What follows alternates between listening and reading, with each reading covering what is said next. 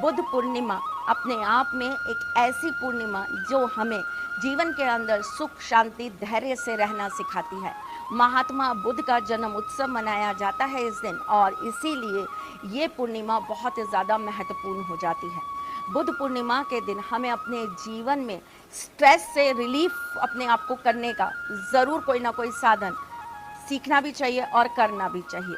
ये वो पूर्णिमा है जो आपके चंद्रमा को बलवान करती है। अगर आपकी कुंडली के अंदर चंद्रमा के साथ राहु विराजमान है, केतु नहीं, केतु और राहु दोनों अपनी अलग अलग तरह की क्वालिटीज रखते हैं। दोनों का बिल्कुल अलग अलग रूप है और दोनों का स्वभाव भी बिल्कुल डिफरेंट है।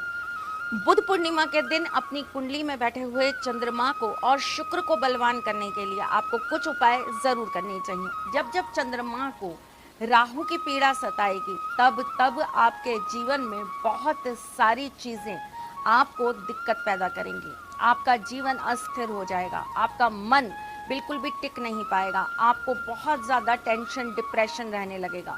बहुत सारे लोगों के अंदर तो सुसाइडल प्रवृत्ति भी आ जाती है, यानी कि वो सब चीज़ों से निराश हो जाते हैं और उनको ऐसा लगता है बस मर जाओ, अब और कुछ बचा नहीं।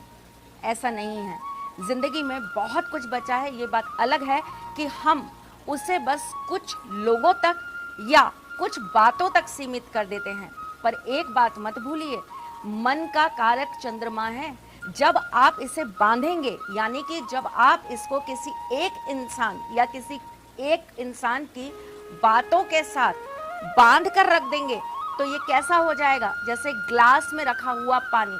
और अगर आप इस मन को खुला छोड़ देंगे तो ये कैसा हो जाएगा, नदिया की तरह बहता हुआ पानी। यानी कि आपको अपने जीवन में कभी भी बाइस नहीं होना, किसी एक इंसान के पीछे अपने आप को बिल्कुल निराश नहीं करना। जब कभी भी ऐसा हो तो सोच लेना अभी आपको और आगे बहना है, अभी आपको और बहुत कुछ है जो देखना है।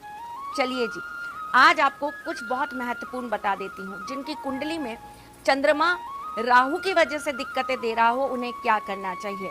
आपको सुबह सवेरे पीपल के पेड़ के नीचे जाकर बैठ जाना चाहिए। एक पात्र के अंदर आपको जल ले लेना चाहिए और उसके बाद वहां बैठकर 11 बार आपको ओम का उच्चारण करना चाहिए।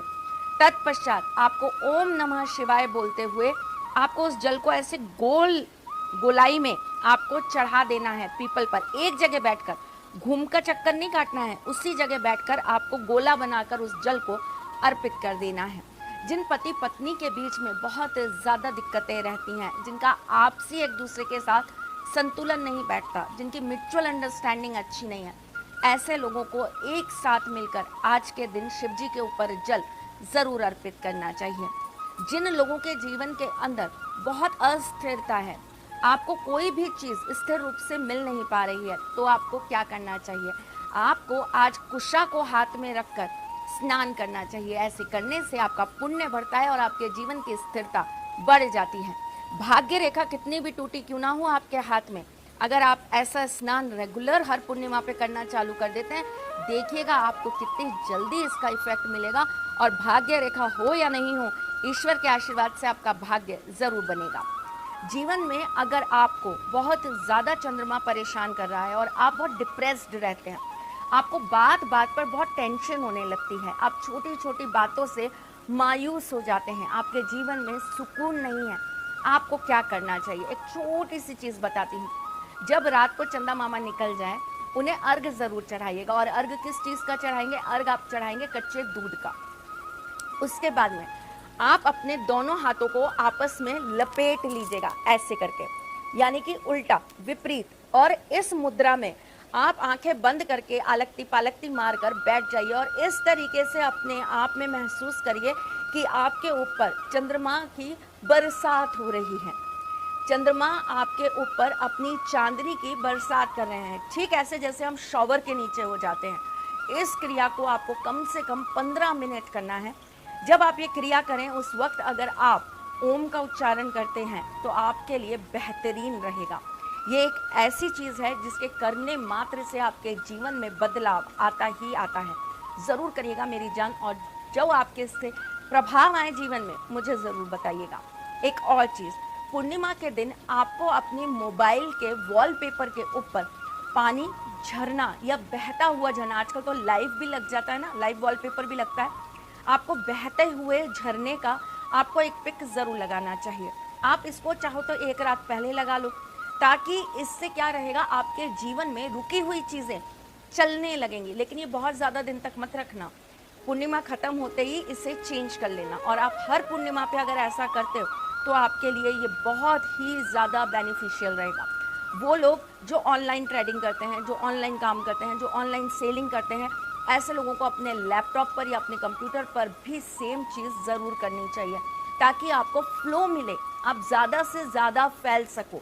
बहुत सारे यूट्यूबर्स मुझे मैसेज करते हैं, बहुत सारे इंस्टाग्राम वाले मुझे मैसेज करते हैं, हमें प्रमोट करने के लिए तरीका बताओ, हम फैलें, हमारा नाम हो, हमारे सब्सक्राइबर्स, हमारे फॉलोअर्स बढ़े। करो ना मेरी जान, आप सबके लिए बहुत सरल तरीका है ये आपको फैलाने का ही काम करेगा। फैलेंगे तो लोग आपको सब्सक्राइब करेंगे, फैलेंगे तो लोग आपको फॉलो करेंगे। हालांकि मुझे पता है मेरे साथ के भी बहुत सारे मेरे कॉम्पिटिटर्स ये काम करेंगे, बट डोंट वरी, करिए, आपका जीवन सुधरता है तो मेरे लिए बहुत अच्छी बात है। चलिए जी, एक और विशेष चीज़ बताती हूँ आपको। चंद्रमा मन का कारक है और मन इंसान को बहुत कुछ दिखाता है।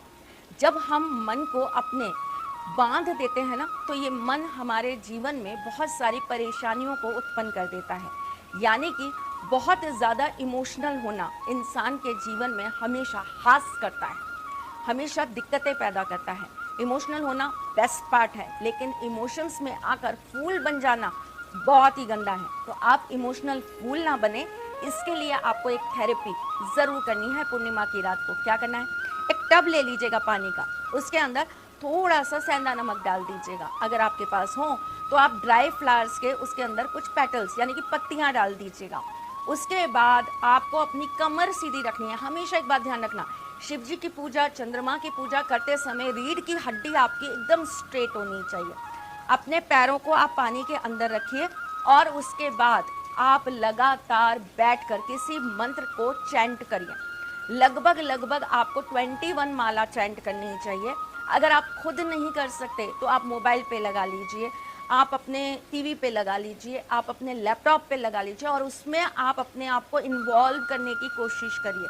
करके देखिए, पॉजिटिविटी आएगी, डिप्रेशन हट जाएगा, टेंशन्स खत्म हो जाएंगी, स्ट्रेस से रिलीफ मिलेगा, जीवन में स्थिरता आएगी। जो चीज़ों की वजह से आप परेशान हैं उसके लिए मन को थोड़ी सी शांति प्राप्त हो जाएगी। और अगर हो जाए तो मुझे ज़रूर बताइएगा कमेंट्स करके। मैं फिर आऊँगी कुछ नया, कुछ अलग, कुछ अद्भुत लेके। एक बात और, जाने से पहले आपको ये ज़रूर बता दूं कि फुल मून नाइट है और इस रात्रि में आपकी चीज़ें चार्ज की जाती हैं। चार्ज करने की प्रोसेस मैं बहुत सारे वीडियोस में बता चुकी हूँ, लेकिन आज फिर बता देती हूँ। कांच के बाउल के अंदर, बड़ा बाउल लीजिएगा, उसके अंदर थोड़ा सा सेंधा नमक डाल दीजिए। पानी डालकर उस पानी को चंद्रमा की रोशनी में रख दीजिए और अगले दिन सूर्य उदय से पहले पहले उस पानी को घर के अंदर वापस ले आइए। लाकर अपने घर में उसका छिड़काव करिए, उस पानी से नहाना चालू करिए। उस पानी से आपकी चीज़ों को आप छिड़काव करके चार्ज करना चालू करिए। जो लोग क्रिस्टल्स बहुत यूज़ करते हैं, जिन लोगों के पास नाना प्रकार के क्रिस्टल्स के ब्रेसलेट हैं, क्रिस्टल्स के स्टोन्स हैं, आपके पास जो भी ऐसी चीज़ें हैं जिन्हें आप चार्ज कर सकते हैं, सेमी प्रीशियस स्टोन्स हैं, आपको उनको रात भर पानी में डालकर, नमक वाले पानी में डालकर आपको चंद्रमा की रोशनी में छोड़ देना चाहिए। ऐसा करने से आपकी चीज़ों के अंदर वापस से ऊर्जा आ जाती है, ताकत आ जाती है, जान आ जाती है और वो आपके जीवन को बैलेंस करने के लिए, स्फूर्ति देने के लिए वापस से जिंदा हो जाते हैं। तो ऐसी चीज़ों को चार्ज ज़रूर करिएगा, क्योंकि हम दिन रात नेगेटिविटियों से गुजरते हैं, हम दिन रात नेगेटिव चीज़ों के बीच रहते हैं।